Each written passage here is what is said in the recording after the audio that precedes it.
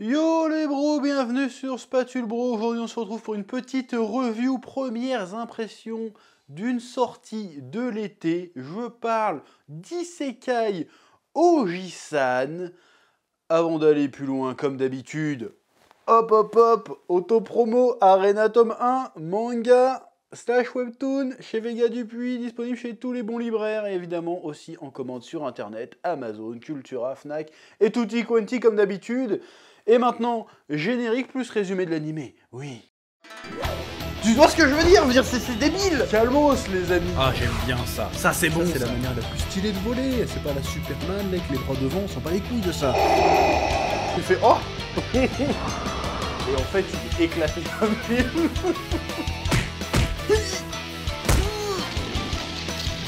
Je sais pas ce qui m'a pris là. Là, j'ai craqué. En l'an 2000, un vieux fan de jeux vidéo se retrouve 17 ans dans le coma après avoir été percuté par un camion. À son réveil, il prétend avoir passé son coma dans un monde médiéval fantastique et a des pouvoirs magiques. Sous l'impulsion de son neveu, le vieil has-been du jeu vidéo, sans aucune expérience professionnelle, va se retrouver youtubeur, seul métier qu'il puisse exercer. Alors oui, je sais ce que tu vas te dire, parmi toutes les nouveautés, chef, pourquoi t'as encore été regarder un isekai? Parce que déjà, les 3 quarts des nouveautés, c'est des isekai, faut dire ce qui est, donc j'exagère peut-être pas les 3 quarts, mais une bonne moitié, de base. Et surtout, c'est un animé que j'avais déjà vu la bande-annonce il y a quelques mois de ça, dont le pitch de départ m'avait beaucoup intrigué. L'idée de voir un mec qui revient d'un isekai, le truc qu'on voit quasiment jamais, et de voir comment ça s'est passé pour lui. Bon, déjà on savait que le truc allait être plus ou moins parodique, plus ou moins satirique du genre, et force est de constater que c'est clairement le cas, et l'idée est géniale. Le mec il ressort de coma après 17 ans, et il revient dans le monde normal, et il essaye de comparer sa vie avec sa vie dans l'isekai. Bon, ils ont rajouté le côté, le gars revient, mais a toujours ses pouvoirs magiques qu'il avait gagné dans l'autre monde. Bon, ça c'est un prétexte à gag plutôt intéressant, plutôt rigolo. Mais franchement, rien que le concept de base me plaît beaucoup. Et je pense que c'est ça qu'il faut faire avec le concept des isekai. Le truc a été tellement utilisé que ça devient un genre à part entière, genre comme les trucs de zombies, ou les westerns, ou les trucs de mecha, tu vois. Donc l'isekai, c'est un genre qui est tellement codifié, qui a tellement de clichés, de stéréotypes vraiment marqués, que maintenant le seul moyen de faire des isekai vraiment intéressants, en vrai, c'est de jouer avec les codes et de les détourner et de s'en moquer. Et c'est ce que fait cet animé. Il me semble avoir lu quelque part que le manga de base, c'est un manga en 4 cases humoristique. D'ailleurs, c'est très clairement un animé à sketch. Dans les épisodes, il n'y a pas vraiment de fil rouge. C'est vraiment situation après situation. C'est ce que j'appelle un animé à sketch. Voilà. Donc, et c'est plutôt rigolo. Déjà, l'humour fonctionne. Le côté les visiteurs fonctionne. Qu'est-ce que j'appelle par côté les visiteurs? C'est-à-dire quand tu as un mec qui est tombé dans le coma dans les années 2000, qui revient aujourd'hui, il découvre YouTube, il découvre les réseaux sociaux, il découvre les nouveaux téléphones et tout. Donc il y a un décalage qui est plutôt marrant. Et le décalage est encore plus accentué, parce qu'en plus, le gars a passé 17 ans dans un monde d'heroic fantasy type Isekai, pour le coup. Et donc le décalage est encore plus important. Et c'est super drôle, c'est pertinent. Et en fait, je trouve, alors peut-être que c'est un biais que j'ai, peut-être que c'est pas le propos du truc, mais je trouve qu'en fait, cet animé répond un peu aux critiques que je fais actuellement à la plupart des isekai modernes, pas tous, mais à la plupart des isekai modernes, avec le côté justement, vas-y, dans ma vie, je suis qu'un pauvre geek, j'ai pas de copine, ni rien, ni que dalle, ma vie c'est un peu de la merde, je pense qu'aux jeux vidéo, et je déteste les gens, si tu veux, et je vais aller dans un autre monde, et dans l'autre monde, je serai tellement OP que j'aurai un harem de meufs, et que je pourrai vivre ma vie facile. Et ben là, justement, c'est ça qui est super drôle et qui est super intéressant, c'est que le gars a l'air d'avoir détesté encore plus sa vie quand il était dans le monde dans son isekai en fait. C'est ça que je trouve génial. Et il sort des trucs, ouais, j'étais dans un monde, tout le monde était super beau. Genre les hommes, même les plus randoms sont super beaux, les femmes sont super belles. Et du coup, comme moi, je suis moche, les gens, ils m'ont pris pour un orc. Et le gars, il se fait chasser dans tous les villages où il va parce qu'il est moche. Les gens savent pas ce que c'est. L'idée est géniale, putain. Rien que de m'en parler, ça me fait rire. L'idée est géniale. C'est vrai, ça, putain. C'est un truc qui est débile aussi dans les isekai, c'est qu'à chaque fois le gars il a pas de life, c'est un putain de geek mais c'est un beau gosse. Et il arrive dans un monde avec que des beaux gosses. Or qu'en vrai, les 90% des gros geeks asocial et tout, ils sont laids comme le péché, tu vois. Donc c'est trop bien d'imaginer en fait, le gars il reste tel qu'il est, c'est-à-dire un putain de geek asocial obsédé par Sega, parce que le gars était un fan de Sega. Et il arrive dans le monde, mais en fait c'est toujours... C'est pas parce qu'il est dans un autre monde que tout d'un coup, il a changé lui, en fait. C'est ça que j'aime bien. C'est que il est arrivé dans un autre monde, mais c'est toujours le même paumé, le même loser. Enfin, loser, parce que lui, il se voit pas comme un loser. C'est ça aussi la différence. C'est toujours le même asocial que c'était avant, en fait. C'est pas juste... y a pas l'idée de je vais changer de monde et ma vie va être mieux. Non, si t'es toujours...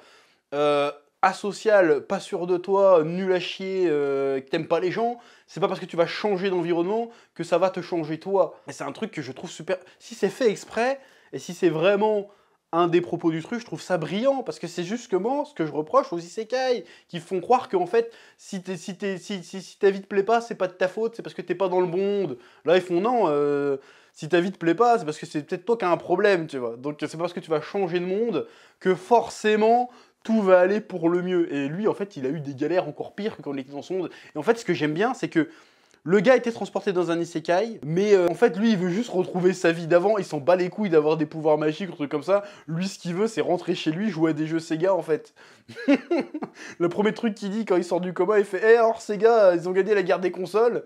Et quand le gars, il fait « Bah, ils font plus de consoles », le gars, il est abattu. Il dit pas « J'ai perdu 17 ans de ma life », il dit « Putain, il y a plus de Sega, je suis dégoûté, tu vois. » Donc le gars, en fait, c'est un peu le geek ultime, mais qui s'assume de ouf, en fait, poussé à son paroxysme. Et un gars comme ça, en fait, il a pas envie de sortir de son monde pour aller dans un autre monde, ça l'emmerde. Il veut rester dans sa vie. C'est le geek qui s'assume, en fait. Enfin, le geek dans le sens péjoratif du terme. En mode, j'en ai rien à foutre des vraies femmes, je m'en bats les couilles. Moi, j'ai vécu plein d'histoires dans les jeux vidéo. À un moment, il sort vraiment ça. Il sort des conseils super sérieux. Et en fait, il fait que citer des trucs qui se passent dans des jeux vidéo. Donc le gars était vraiment à fond là-dedans. Il s'en bat les couilles de sortir, de faire des rencontres, de parler à des gens. Lui, il vit que dans ses jeux vidéo.